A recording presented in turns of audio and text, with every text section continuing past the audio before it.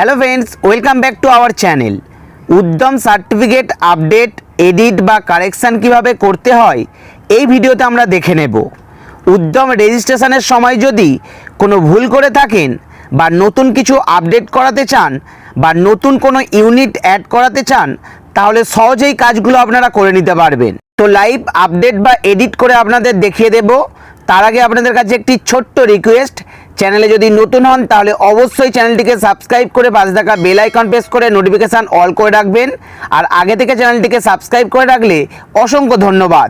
তো প্রথমেই আপনাদের ministry of micro small and medium enterprises এই ওয়েবসাইটটিতে চলে আসতে হবে।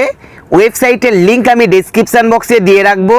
লিঙ্কে ক্লিক করে সরাসরি আপনারা এই ওয়েবসাইটে আসতে পারবেন। ওয়েবসাইটে আসার পর চলে আসবেন আপডেট ডিটেলস, সেখানে পেয়ে যাবেন আপডেট ক্যান্সেল উদ্যম রেজিস্ট্রেশন। এই অপশানটার উপরে এসে ক্লিক করে দেবেন। পরবর্তী পেজে চলে আসবেন। এরপর 1 নম্বরে পেয়ে যাবেন উদ্যম রেজিস্ট্রেশন নাম্বার। এখানে আপনার উদ্যম রেজিস্ট্রেশন নাম্বারটা বসাবেন। 2 নম্বরে আপনার রেজিস্টার্ড মোবাইল নাম্বার বসিয়ে দেবেন। 3 নম্বর থেকে ওটিপি আপনি মোবাইলে নিতে চাইছেন না ইমেলে নিতে চাইছেন সেটা সিলেক্ট করবেন। যদি মোবাইলে ওটিপি নিতে চান তাহলে প্রথম অপশান সিলেক্ট করবেন, ইমেলে ওটিপি নিতে চাইলে দ্বিতীয় অপশান সিলেক্ট করে ভ্যালিডেট অ্যান্ড জেনারেট ওটিপি অপশানের উপরে এসে ক্লিক করবেন। ভ্যালিড জেনারেট ওটিপি অপশানে ক্লিক করলেই আপনার মোবাইল বা ইমেল অ্যাড্রেসে ওটিপি চলে আসবে। তো আমার মোবাইলে ওটিপি চলে এসেছে। ওটিপিটা বসিয়ে valid OTP and log in অপশানের উপরে ক্লিক করে দেব। পরবর্তী পেজ ওপেন হয়ে যাবে। এখানে আপনার সার্টিফিকেটের সমস্ত ডিটেলস দেখতে পাবেন। ডিটেলসটা একবার ভালো করে দেখে নেবেন, কোন কোনগুলো আপনারা কারেকশান করতে বা আপডেট করতে চাইছেন। তারপরে আপনারা এডিট ডিটেলস অপশানের উপরে এসে ক্লিক করে দেবেন। ক্লিক করলেই এডিট করার পেজ ওপেন হয়ে যাবে। এখান থেকে আপনারা সমস্ত কারেকশান বা আপডেট করাতে পারবেন। মনে রাখবেন, যে কলমগুলোতে ব্লার হয়ে আছে সেই কলমগুলো আপনারা এডিট করতে পারবেন না। এবার আমি লাইভ আপডেট করে আপনাদের দেখিয়ে দেব। প্রথমেই আপনারা টাইপ অফ অর্গানাইজেশন অপশানটিকে চেঞ্জ করতে পারবেন। সার্টিফিকেট তৈরির সময় যদি এই অপশানে কোনো ভুল করে থাকেন, আপনারা এডিট করে এটাকে চেঞ্জ করে নিতে পারবেন। 4 নম্বরে পেয়ে যাবেন প্যান নাম্বার। প্যান নাম্বার কিন্তু আর পরিবর্তন করা যাবে না। রেজিস্ট্রেশন করার সময় যে প্যান নাম্বারটা দিয়েছিলেন আপনার সেই প্যান নাম্বারটাই কিন্তু এখানে রাখতে হবে। 4-এর 2 নম্বর option ITR for previous year, এই অপশানটিকেও আপনারা পরিবর্তন করতে পারবেন না। দেখুন ইয়েস নো অপশানটা ব্লার করা আছে।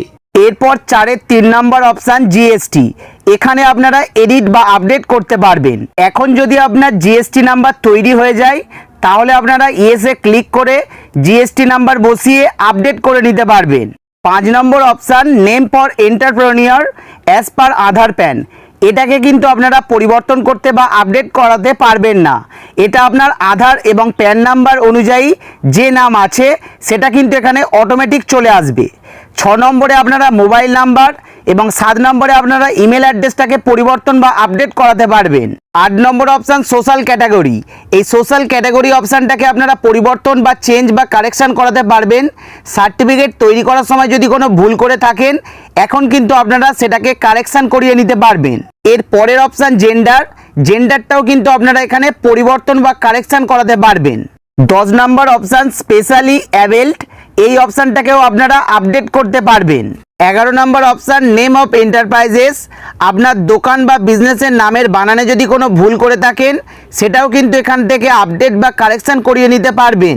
এরপর 13 নম্বর option official address of enterprises, এটাও কিন্তু আপনারা এখান থেকে কারেকশান বা আপডেট করতে পারবেন। শুধুমাত্র স্টেট, ডিস্ট্রিক্ট এবং ল্যাটিটিউড লঙ্গিটিউড এই 3টি অপশান ছাড়া সমস্তটাই কিন্তু আপনারা কারেকশান করতে পারবেন। এরপর 14 নম্বর অপশান প্রিভিয়াস EM2, এই অপশানটাকেও আপনারা কারেকশান বা এডিট করতে পারবেন। যারা এই অপশানটা বুঝতে পারছেন না তাদের একটু বলে রাখি, উদ্যম রেজিস্ট্রেশন সার্টিফিকেটের ভিডিওতে এই বিষয়ে আমি ডিটেলসে বলে দিয়েছি। ভিডিওর লিঙ্ক ডেসক্রিপশান বক্সে দেওয়া থাকবে। লিঙ্কে ক্লিক করে আপনারা ভিডিওটি দেখে অপশানটিকে বুঝে নিতে পারবেন। তারপর 15 নম্বর অপশান স্ট্যাটাস অফ এন্টারপ্রাইজেস, এই অপশানটিকেও আপনারা কারেকশান করতে পারবেন। 15-এর এতে বলা হয়েছে কবে আপনার বিজনেসটা রেজিস্ট্রেশন করেছেন সেই ডেটটা এখানে বসাতে হবে। আগে যদি ভুল ডেট দিয়ে থাকেন এখন কিন্তু আপনারা কারেকশান করতে পারবেন। 15 বি অপশানটিকেও আপনারা কারেকশান বা আপডেট করতে পারবেন। সেখানে আপনারা ইয়েসে ক্লিক করে ডেটটা কারেকশান বা আপডেট করিয়ে নেবেন।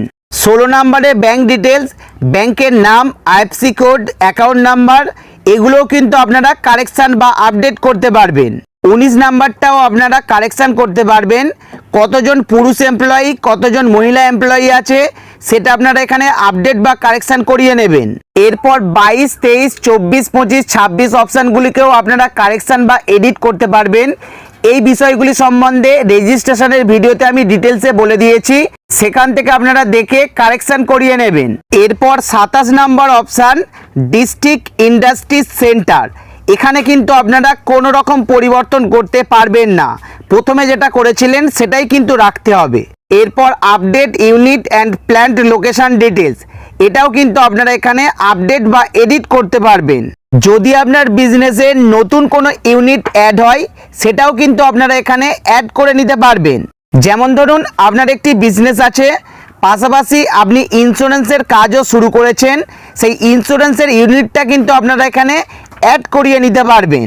তো তার জন্য এখানে একটি নাম দেবেন, নাম দেবার পর অ্যাড ইউনিটের উপরে ক্লিক করবেন, ক্লিক করে আপনারা ইউনিটটাকে অ্যাড করে নেবেন। তাহলে দেখবেন সিরিয়াল নাম্বার 2 দিয়ে এখানে সেই ইউনিটের নামটা চলে এসেছে এবং সেই ইউনিটের লোকেশান আপনাদের এখানে পুট করতে হবে।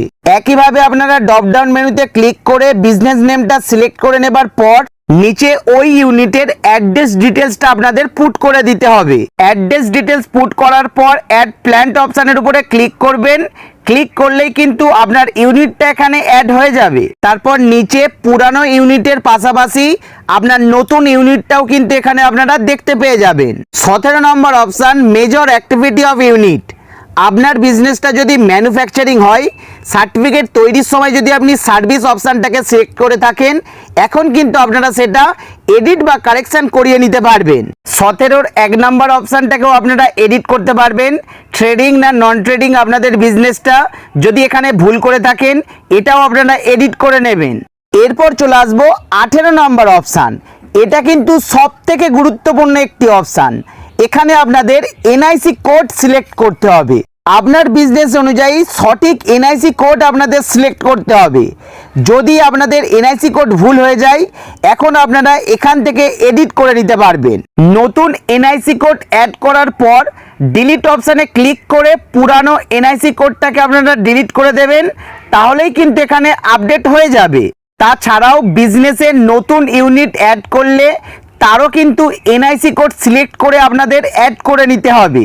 সঠিক এনআইসি কোড কিভাবে সিলেক্ট করতে হয় তার একটি সেপারেট ভিডিও আমি আগেই বানিয়ে রেখেছি, ভিডিওর লিঙ্ক ডেসক্রিপশন বক্সে দেওয়া থাকবে।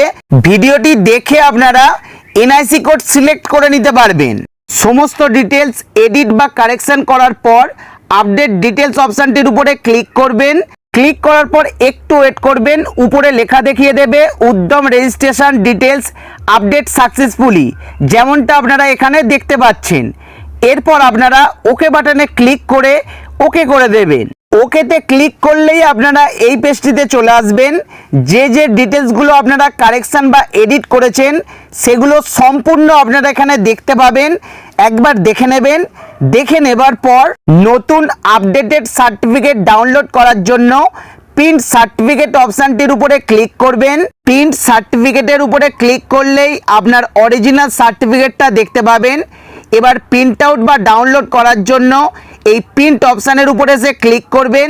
ক্লিক করে আপনারা প্রিন্ট আউটও নিয়ে নিতে পারেন। তাছাড়া সেভ করে রাখতে চাইলে সেভ বাটনে ক্লিক করে আপনারা সেভও করে নিতে পারবেন। তো বন্ধুরা এই ছিল আজকের আপডেটটি কেমন লাগলো অবশ্যই কমেন্ট বক্সে কমেন্ট করে জানাবেন। ভিডিওটি ভালো লাগলে অবশ্যই ভিডিওটা একটি লাইক করে দেবেন। ধন্যবাদ।